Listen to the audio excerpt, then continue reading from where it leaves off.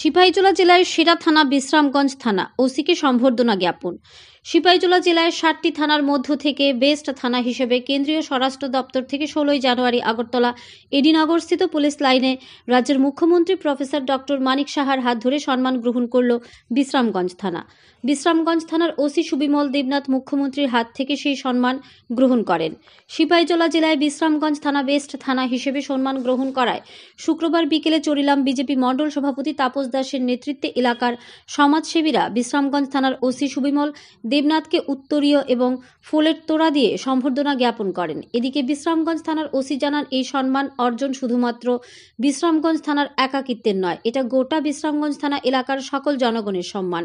আগামী দিনে বিশ্রামগঞ্জ থানাধীন সকল অংশের জনগণকে আইনিভাবে সমস্ত পরিষেবা প্রদান করা হচ্ছে মূলত বিশ্রামগঞ্জ থানার কাজ। আইনের মাধ্যমে সকল অংশের লোকদের ন্যায় অধিকার পাইয়ে দেওয়ার লক্ষ্যে কাজ করে যাবে এই থানা।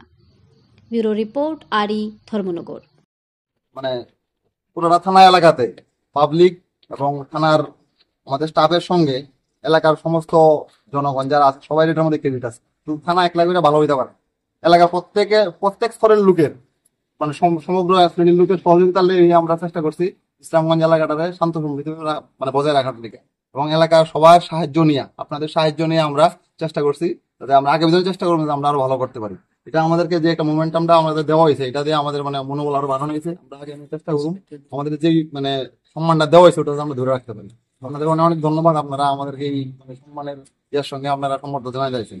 আমি আমার থানার পক্ষ থেকে প্রত্যেক স্টাফের পক্ষ থেকে আপনারা যারা আছেন সবাই আমি অনেক অনেক ধন্যবাদ জানাই। আমি আপনাদের থ্যাংক ইউ।